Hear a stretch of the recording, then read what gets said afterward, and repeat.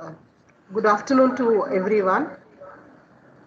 Welcome to the afternoon session of Phase 2 FDP organized by the Department of Biotechnology, the Oxford College of Engineering, sponsored by AICT. Today we have Mr. Srinivas BV as our guest speaker. He is the Managing Director of Aspatica Biotech Private Limited. He holds a MTech in Biotechnology and Biochemical Engineering from Sir MVIT Bangalore. He has an MBA in Operation Management from ICFA University, Bangalore, and he is also a registered Indian patent agent. He has a few awards and recognitions to his credit. DBT Biotech Product Process Development and Commercialization Awards 2020 under the private organization sector. Emerging Stars of the Year Award 2020 by Bangalore Chamber of Industry and Commerce.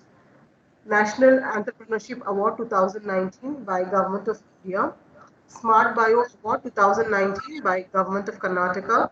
Immunity Champions of the Year 2020 by WHO, ICC, IDD and HEAL Foundation. BIRAC Innovator Award 2019. Top 10 Scale-Up Companies in India by CNBC TV 18. Global winner among Waste Beneficiaries category by UNO, UNITO.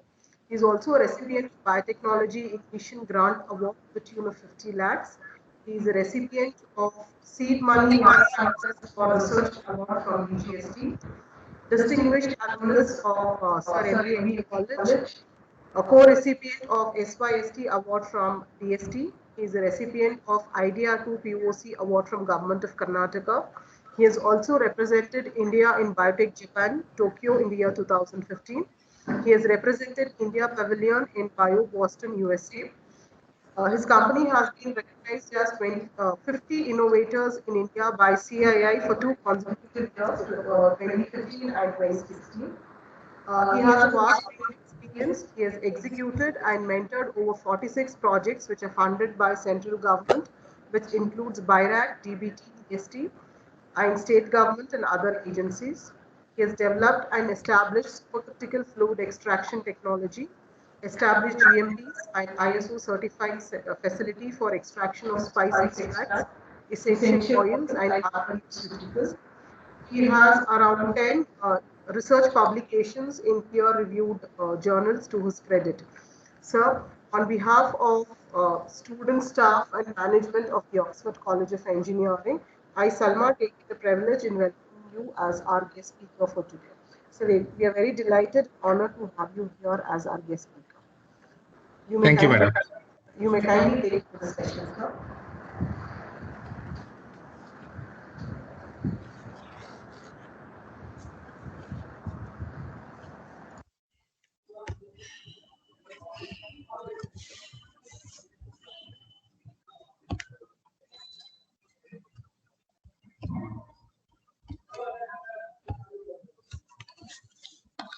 Ma'am, is it fine now?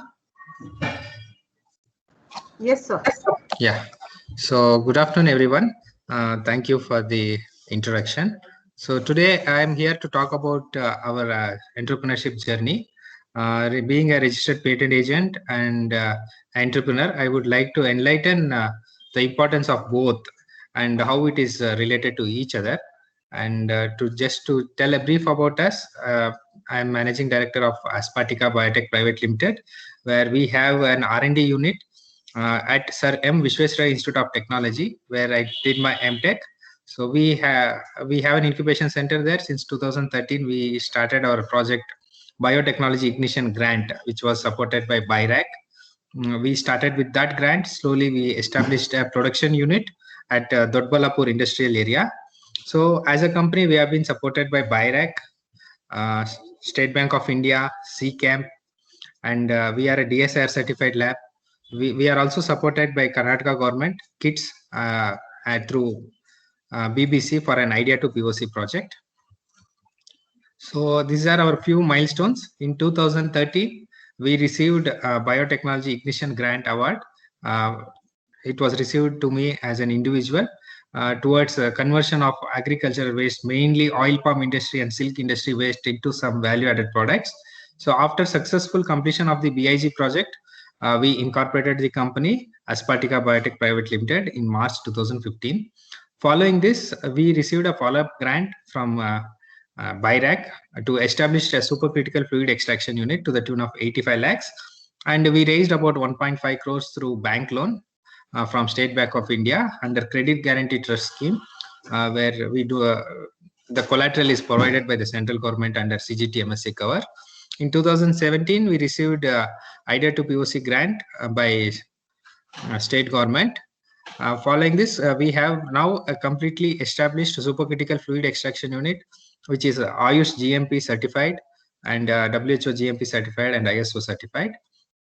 So before entering into how the actual works of Aspatica Biotechnology and some of the products, my idea was to give importance about the patents, because my topic was related to patents also. So I would wish to give a brief about the patents and importance of, I have tried, since patenting is a very big part of the entire journey of a biotechnologist or any entrepreneur, even for a research scholar. So we today thought of giving an insight, basic insight, what is bare minimum that is required for a research scholar or an entrepreneur to understand before starting their research work or an entrepreneurship journey. So the basics of IPR here, in the basics of IPR, we are going to, in the interest of time and with respect to the population available, we would like to focus on the patenting part, and with respect to the Indian patent applications for time being. With subsequently, whenever we get time, we can have a detailed discussion about global patents and other aspects of IPR as well. So coming to the patents, we all know about the different types of patents and all those things. Given the diversity of audience, I would just like to spend very few minutes about different types of properties, about the basics, about the kinds of properties. As we all know, there are different types of properties, movable properties and immovable properties, and this is generally known to all of us. But the other part of the property, intellectual property, which is much more valuable than both movable and immovable properties, is intellectual property, which mostly includes literary, artistic works, inventions, publications, etc. So as we all know, there is a limitation of other properties and advantages of intellectual property also.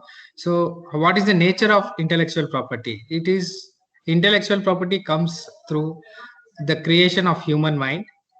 It is intangible property. It is very difficult to measure, and it is an exclusive right that is given by different governments and statutes that are legal bodies.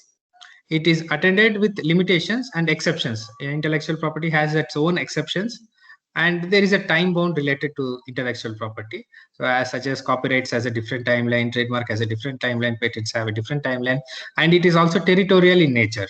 So what is intellectual property in India may not be an intellectual property in other country. That's why we call it territorial. And hence now people are going to patent their invention in different territories of their interest based on the commercial potential. So just to see IPRs overall as a glance, patents is what we are going to discuss now, where there is an innovation and then that we will be discussing in detail. Apart from patents, there are trademarks like Coca-Cola, Microsoft, and all those things. And likewise, we have copyrights which are given to the authors. And there is something called as geographical indication. And the Designs Act, there is something called Design Act. And there are some, apart from all these things, there is also a concept called trade secret, which is also very critical. And most of the entrepreneurs wish to keep their invention as a trade secret, having different aspects in mind. It is up to an entrepreneur or a research scholar to decide which is good for them. For instance, a patent is an invention which is completely disclosed and it is time bound, and there is only 20 years of time. After 20 years, it goes into public domain and anybody can use it. Therefore, several companies decide to keep it as a trade secret also. And some of the companies now, but if it is kept as a trade secret, as an entrepreneur, it is very difficult to talk to funding agencies, investors, and others. Therefore, there is a need for patent. And the best possible way is to keep a combination of patent and trademark. So with there is an overlapping invention some part can be kept as trade secret, and some can be kept protected through a patent application. So coming to the IP framework that is followed in India, there are different Patents Acts and rules. So Patents Act 1970 and Patent Rules 2003 with latest amendments, both of them, and the Trademarks Act, Geographical Indication of Goods Act, and Copyrights Act. These are the important acts that are available in public domain. Anybody can take these documents and read and understand. But our idea, since those documents are legal documents, it is not very comfortable for a research scholar to read and understand that. That's why we try to disseminate this Patents Act with related to inventive steps in a very simple and lucid language for today's presentation. So as I mentioned, there is a patent, trademark, registry, geographical indications. There are different offices. Today, since we are going to focus only on patents, there are 4 patent offices in India, that is Calcutta, Delhi, Chennai, and Mumbai. Based on the jurisdiction of where we stay, we need to file our patent application to the respective patent office. For example, for people in South India, our jurisdiction is Chennai. So we need to write all our applications to Chennai Patent Office. So why this patent is so important and how we are performing in comparison to our neighbors is just an example. Like if you see, there was a comparison that was done in 2013. Since even though it is old, but the data is not much different. See, for instance, China has filed about 7 lakh patents in 2013 alone, whereas India has filed only 1,29,000 since 1960 to 2013. So that you can see the gap of how much patent filings are happening. And even though there are a lot of innovations being happening in India, it's not being protected through Patents Act. However, with the present government giving a lot of encouragements to file the patents by startups, and several incentives have been given under Startup India schemes, now the situation is changing, but still we are not on par with our competitive countries. So that is why it is very important for every individual research scholar, entrepreneurs to take advantage of the patents and file the patent protection from time to time. So we will be looking at Patents Act and patent rules with respect to patentable inventions. These are some of the important acts that is available in the internet. Anybody can download it and try to understand it. So coming to the scope of patentability under Patents Act. So what we thought is, since patent is a very big subject, we thought before starting any project or an entrepreneurship journey, it is important to understand what is patentable and what is not patentable, because at Aspertica we get a lot of students and interns from various backgrounds like BSc, MSc, BE, MTech, PhDs. But most of the time what we realize is the awareness of the patentability in India, and later on realizing that this doesn't fall under patentability, or even most of the time it happens that work that has already been done without doing a proper prior art, it becomes a problem for the inventor. So we are going to see the scope of patentability under the Patents Act. So what is an invention? So our Patents Act says that any invention is patentable. So invention means a new product or process involving an inventive step and capable of an industrial application is called as an invention. So, but what is the subject matter to the invention? What forms an invention? So invention means it is anything that is a product or a process, or it can be both. So the thing is, it has to be new, which in the patent language, which is called as novel, and it should involve an inventive step, and it should have an industrial application. So now to make an invention patentable, we need to see that whether it is new, and whether it is for having an inventive step, whether it is having any industrial application. If we have to answer these 3 questions to ourselves before taking up our research work, if we are focusing towards a patent application. And section 3 and 4 in the Patents Act, there is section 3 and 4. Even though we have novelty, inventive step, and industrial applications, it should not fall under section 3 or section 4 of the Patents Act. We are going to see what is the section 3 and section 4. So here, invention must, when we say new, when a patent application, as in my previous slide, we said the invention should be new. We have to new or novel. We have to understand what is new. Invention must not be published in India or elsewhere, which is very important.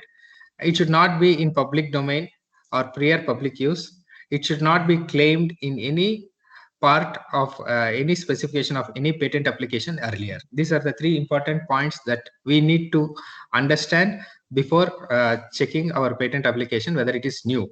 So most of the time it happens with research scholars that we go ahead and publish our patent, publish our invention. After that, we realize that we need to file a patent application.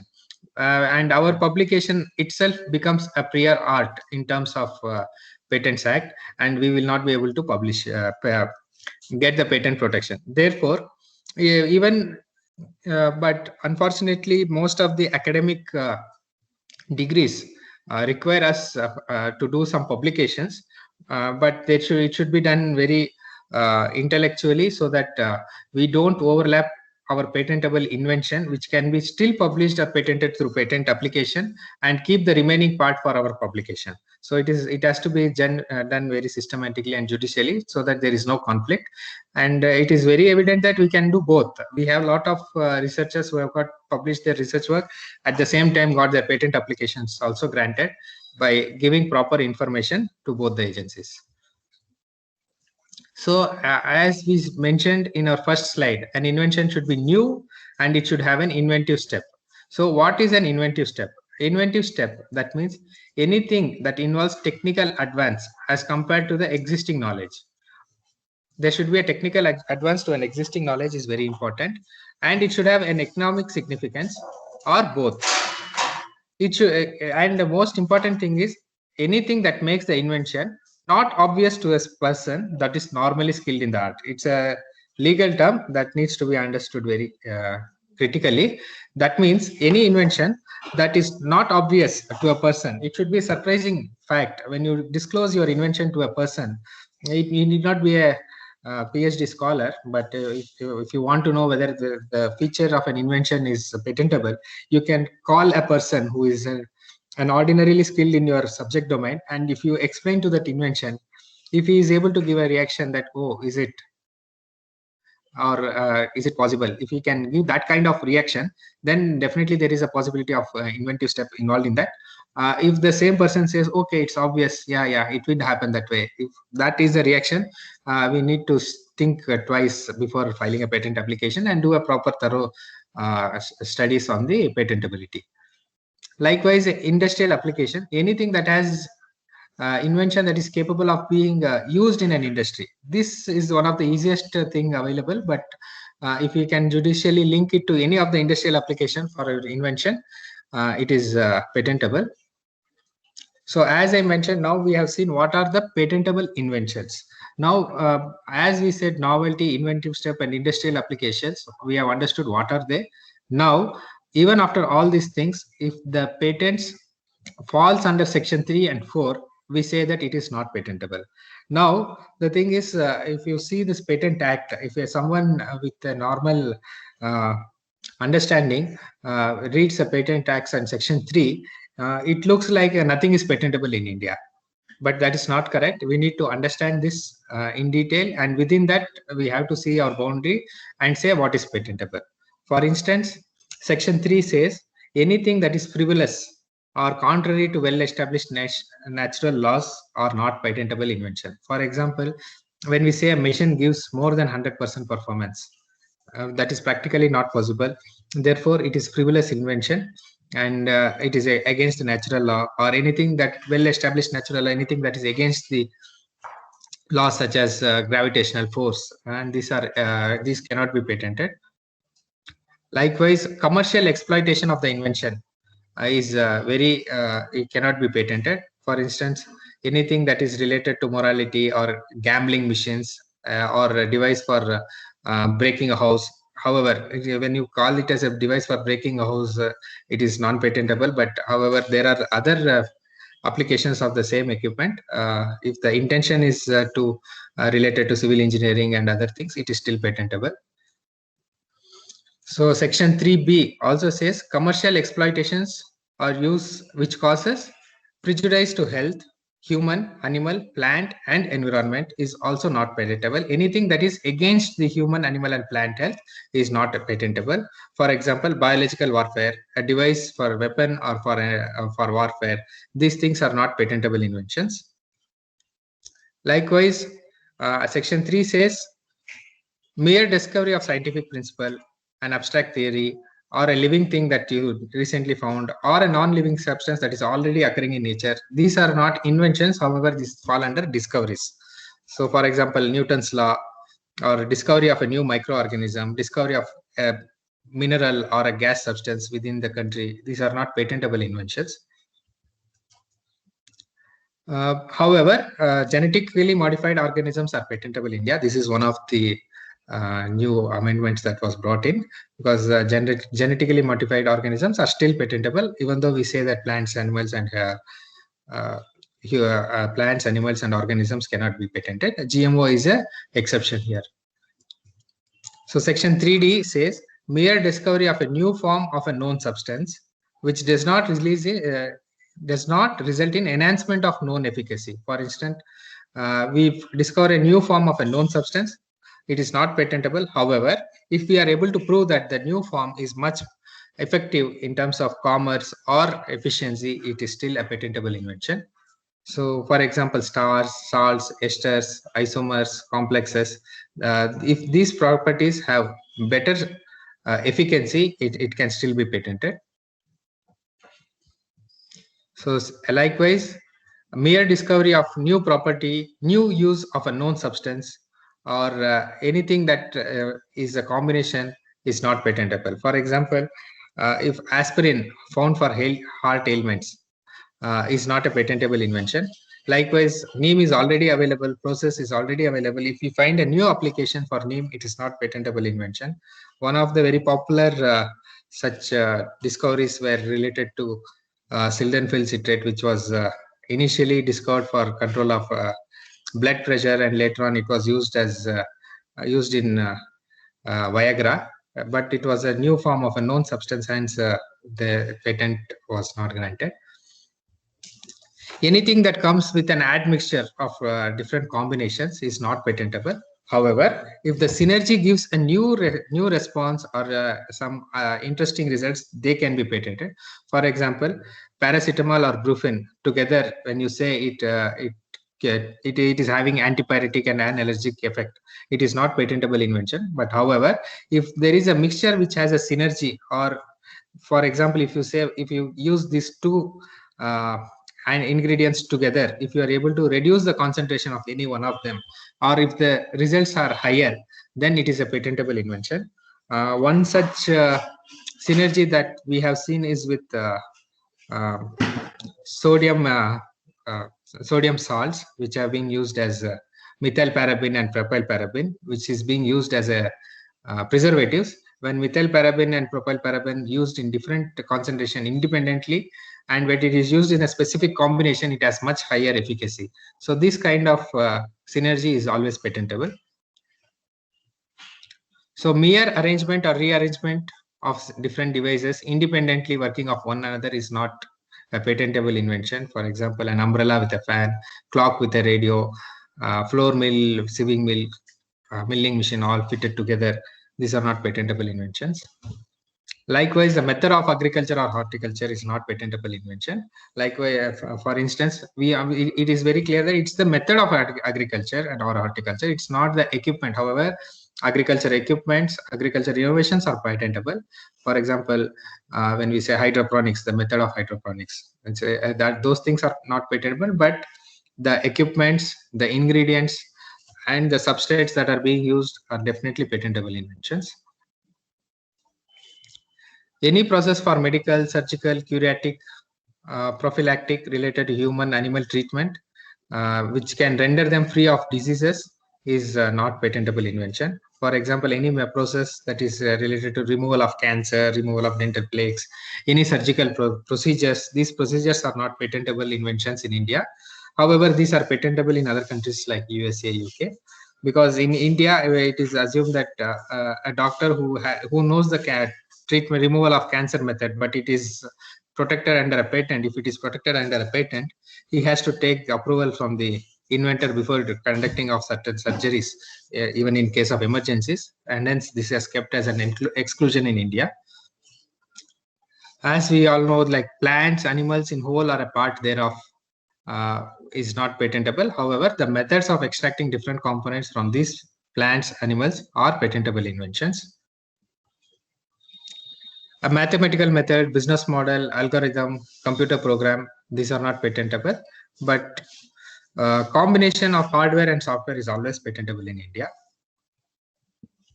Anything that is related to literary, dramatic, musical works, these are not patentable because this falls under Copyrights Act. Likewise, a mere scheme or method of performing a mental act or the method of playing a game is not patentable in India. For example, if you see the cricket, in a cricketing sense, helicopter shot of a Dhoni cannot be patented. So these are all not patentable inventions. However, if there is a new apparatus that is related to playing a game, it is definitely patentable. So different the ways of presentation of information, spoken, visual, symbolic, diagrams, all those things are excluded because these are also covered under copyrights.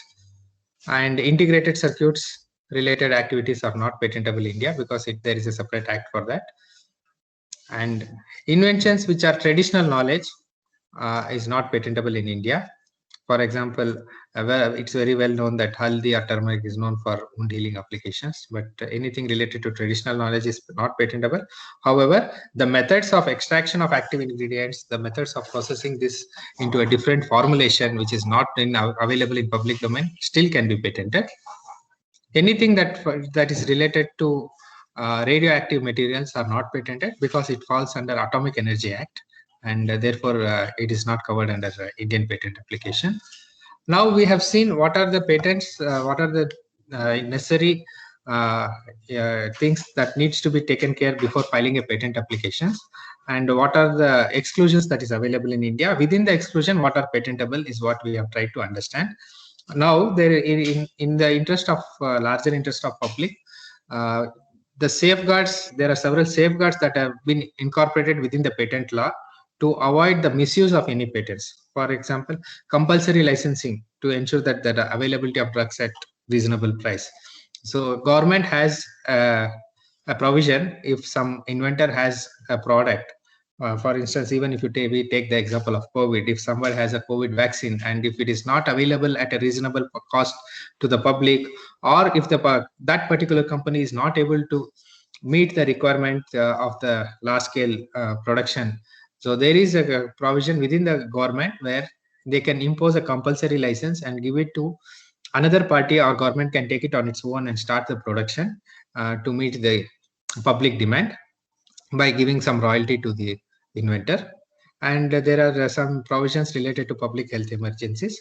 And in some cases, with respect to public interest or security considerations, patents can also be revoked in public interest by governments. So these are some of the safeguards that have been incorporated in the patents law. So there are different types of patent applications. So while I would like to not go deep into the different types of patent applications, but as a researcher or an entrepreneurship journey, what is important for us is provisional patent applications and a normal patent application. Suppose if we have any idea or a hypothesis in mind, it is always good to file a provisional patent application immediately. It doesn't take much time and it doesn't require a lot of information. The hypothesis that we have can immediately be filed into a patent, provisional patent, and we have 1 year time to work on that provisional patent and give claims to the patent office. And with that, within 1 year time, it can be worked on our hypothesis. If it is proved right, we can go for a complete patent application. So there are different stages of patent application. So like once the patent application is filed, it will be published automatically after a period of 18 months. But now there are a lot of accelerated schemes available. So by paying an extra fees, the request for early publications can be made. And earlier, it used to take 48 months for a examination to be conducted. Now there are accelerated examination methods, and startups have a special provision to get their patents examined very quickly. Once the examination is done, first examination is report is published, and if there are any objections, an inventor can go and defend his patent application, and immediately it is granted. There is 12 months time. If there is any opposition for that patent application, anybody can file an opposition within 12 months after the grant. And if the controller deems fit, the patent can still be revoked. And if we are able to properly defend it, the patent will continue, and it would have a life of 20 years from the date of filing the application. So there are list of forms and fees. We always think that patent application is very expensive, but it is not. A detailed list of forms and fees is available in the patent office website, and the complete cost of a patent application would result in about 20,000 rupees, including all the fees that is available. However, if there is a need for an expert advice, like a patent attorney, that fees would be separate, and that is why we always feel that patent is an expensive affair. But however, these things can be done by an individual research scholar also. So these are some of the search engines available, where any researcher can go to their these websites and see whether these patents have already been filed, or it's a basic prior art study can be done through some of these important websites. So these are some of the other softwares and websites like PatentScope can be used to find prior arts and different patents that have already been filed. There is ESP.net. This can be used widely to do a prior art study. And one important thing is, while doing a patent application, it is very important. Most of the time, we think that the patent should be written in such a way that it should not be understood by anyone. So that is wrong. So in a patent, it is very important to disclose the best mode of carrying the invention. It's called as enablement. That means any person who reads the patent application should be able to replicate the invention, and if he is able to carry the invention, legally speaking, that person is supposed to come and talk to us and take the license from us. Therefore, it is very important to disclose the complete innovation in a patent application, and this is where an inventor has to decide whether the disclosure is good for him or a disclosure is not good for him. That is why it is important to have a combination of patents and trade secret as well for a longer shelf life of the patent. And there is one important thing is, as a researcher, we do a lot of infringement of patents application. What is an infringement? Infringement is an act of violating somebody's patent. However, anything that is done by a student for the purpose of research does not fall under patent infringement. But if we make any commercial application of any patent application that has been published knowingly or unknowingly utilizing this invention, falls under patent infringement. And there are a lot of remedies if we are infringing any patent, or someone is infringing our patent. There is a lot of compensatory damages that can be claimed, like monetary benefit, equitable relief, injunctions, getting an injunction order and stopping them from doing their particular work, and even the cost of lawyers and attorneys' fees can be collected from the infringer. So there are several cases of infringement. For example, in 2011, Huawei filed lawsuits in Germany with ZTE. Likewise, Apple filed lawsuit with HTC for 20 patent applications. Likewise, Nokia sued Apple for about 10 violations. This is a continuous process, and a patent applicant needs to be very aware before infringement. If imagine if these things are happening with such big giants, and we, without the knowledge of IPR, we may be infringing a lot of patents, and someone will be infringing our patents as well. Therefore, it is very important to understand the basis of this patents. So through these presentations, what we have done is try to put the scattered information or legal language into very simpler language to understand, for a research scholar, what are patentable, what are not patentable, what are the things to be focused, what are the things very critically seen before filing, and how a prior art study can be made, how much time it takes, how much funds are required, and what are the different forms and fees that is important. By keeping this presentation, one would be able to do all these activities on their own. That was the major agenda of this few slides. Now, coming to the entrepreneurship activities and journey, we would like to share few goals that we have achieved through our IPR, prior art study, and other applications. So coming to Aspatica, so Aspatica, we focused on conversion of waste materials into certain value-added products. So we work on various waste materials. We started our journey with the silk pupa and oil palm industry waste, where we converted the silk pupa into omega-3 fatty acids, which was further converted into poultry feed and aqua feed. Once the oil is extracted, the leftover cake is being used widely as a protein source for poultry and aqua. Now, this is our supercritical fluid extraction facility. So supercritical, our facility is WHO GMP certified, Ayush GMP certified. We have ISO 9001:2015 certified facility. Ours is a zero waste discharge technology. We use only compressed air and carbon dioxide for our extraction.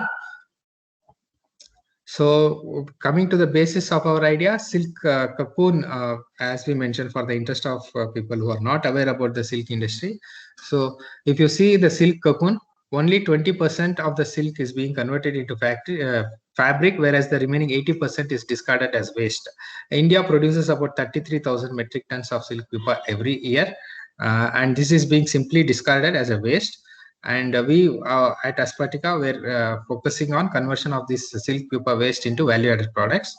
So because why we need to do value-added products from silk is that we all know that there is environmental hazard related to this. In addition to that, there is a lot of fluctuations in the price of silk cocoon, because of which farmers face a huge loss. And it will also give additional revenue for the farmers by converting this waste into value-added products. So our product was to extract omega-3 fatty acids from waste silkworm pupa. Currently, the existing sources of omega-3 are shrimp, flaxseed, krill, trout, etc. Whereas our product will be the cheapest of all the products available. It will be 50% cheaper than all the existing products and 10% higher in concentrations of omega-3 fatty acids.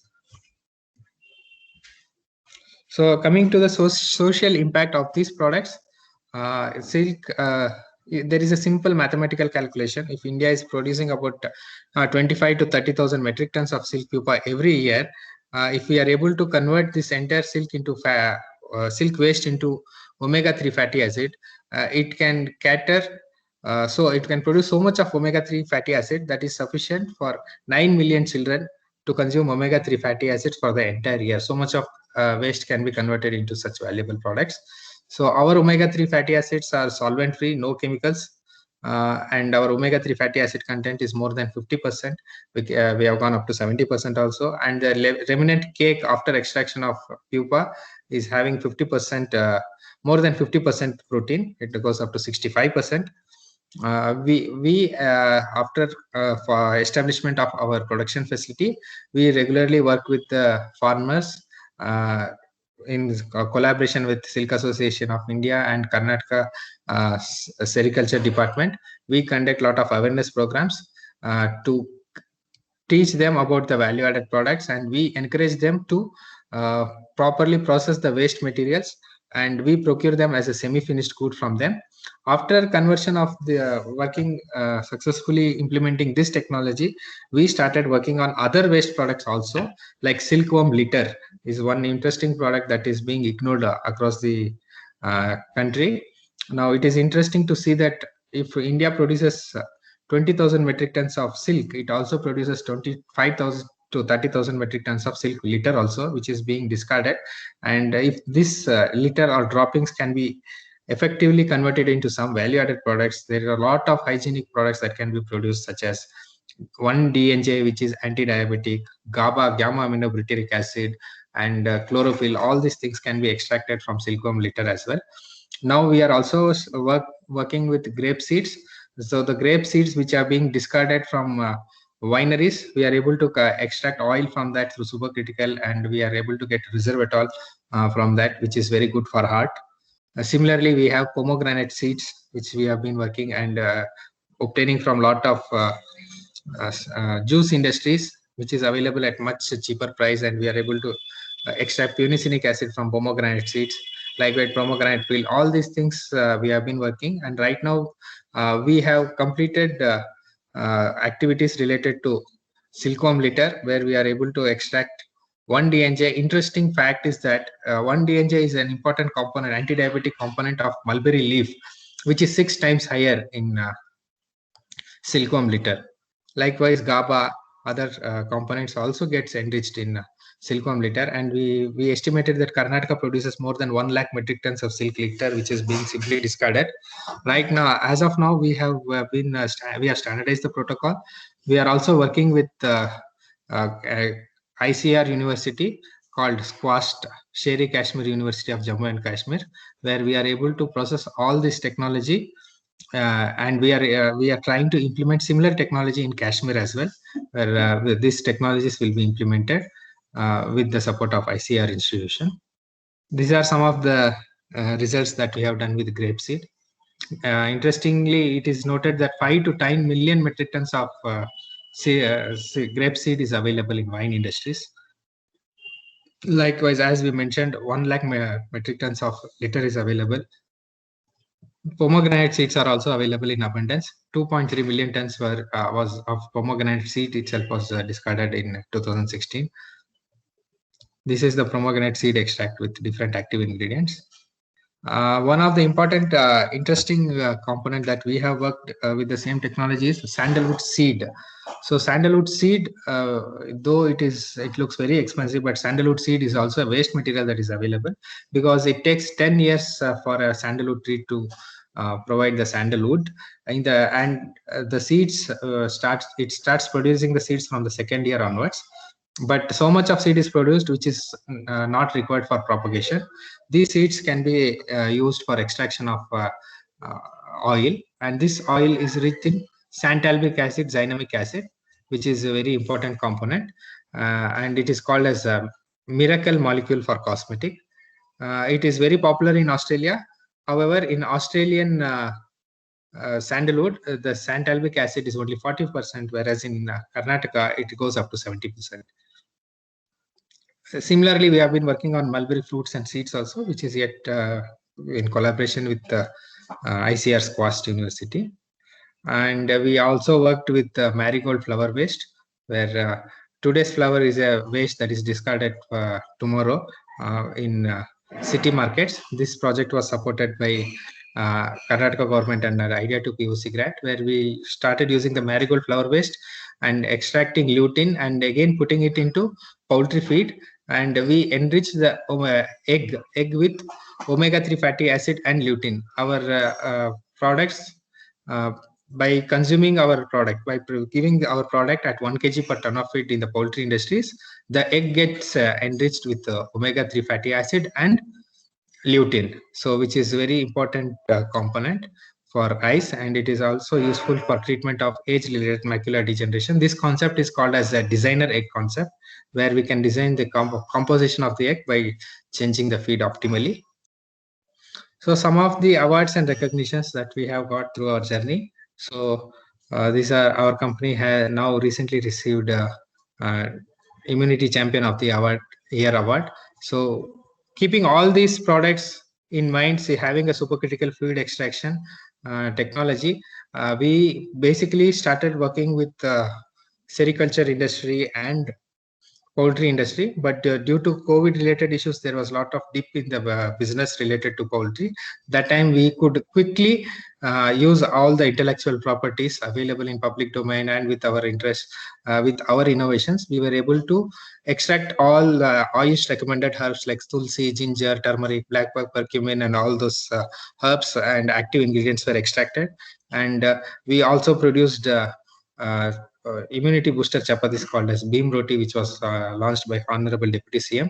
During COVID time, it was very useful because a lot of migrant workers had a problem with transportation and food. We were able to give chapatis with a shelf life of more than 6 months, and having all these herbs. By consuming 2 to 3 chapatis gives all the immunity boosters required to a single person. Likewise, we also released a product called Beam Drops. This Beam Drops is 100% herbal, OIST recommended herbs. So just 10 ml of this Beam Drops is equal to 2 to 3 kgs of herbs in terms of active ingredients. So we have 12 herbs in that. Just 1 or 2 drops in hot water will take care of all the immunity boosting required active ingredients for a single individual. So these are our products, and I tried to cover our innovations and IPR to the best possible way through this presentation.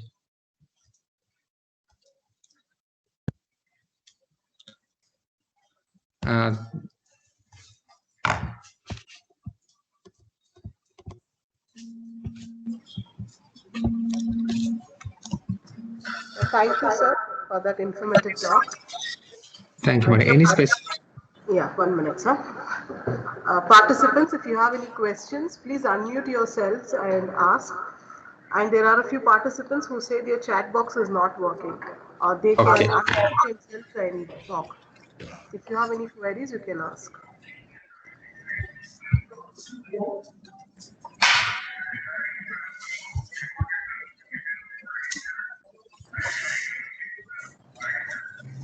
So there's one question. Why is a patent granted only for... So why is the patent granted only for... Yeah, so this is as per some guidelines, the international guidelines, where people see that if it is granted for more than 20 years, there is a lot of misuse of the patent. And the major idea of the patent is so that one gets a patent after 20 years, it should go into public domain, and it should be used by all the people, and the inventor can come up with a new invention as well with an improvement. With that idea, patent is granted only for 20 years.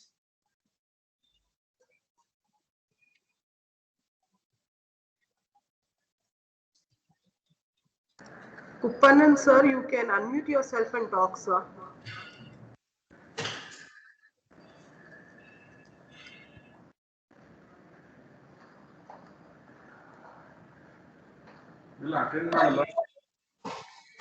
Madam, was I audible? Yes, sir.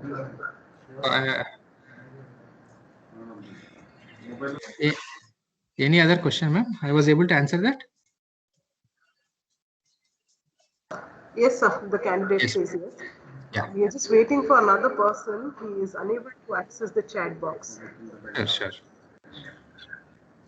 Srinivas. Yes, sir. If we want to collaborate, yes, sir, for Aspertica for supercritical fluid extraction, what yes, is the sir. number? It is possible, sir. How?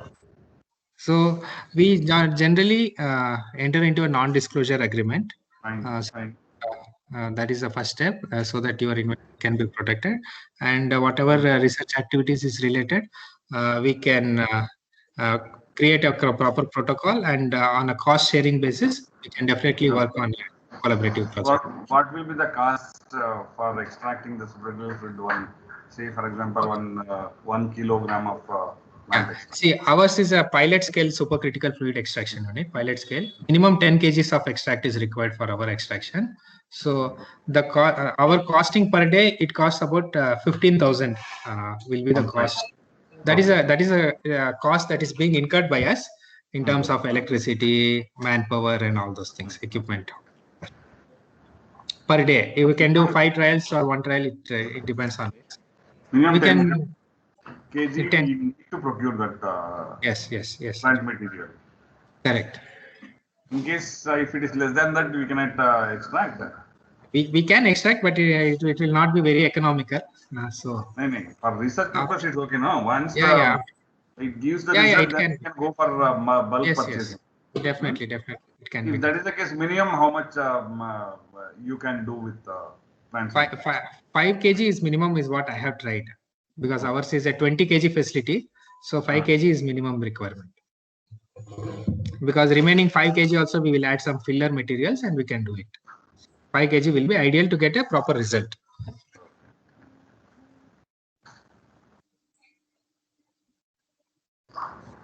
So there is another question. How about funding support from Government of India? Dr. Sangeeta Nada. Yes, madam. So there are a lot of funding opportunities available both from Karnataka government and central government. So we can visit for a biotechnology based product. You can visit the BIRAC website.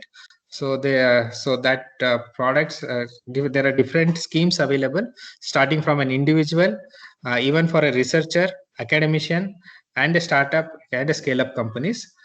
So there are a lot of funding opportunities from DBT and BIRAC for startups. Likewise, in Karnataka, we have IDEO to POC grant, which is also available, which is now recently called as Elevate 100. Every year, 100 innovations are being awarded to the tune of 25 to 50 lakhs if the innovation is selected.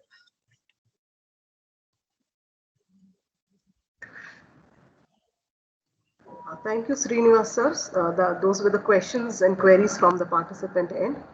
Yes, so, on behalf of students, staff and management of the Oxford College of Engineering and Department of Biotechnology, I, Salma, extend my heartfelt gratitude for your acceptance to become a speaker in our FDP Phase 2.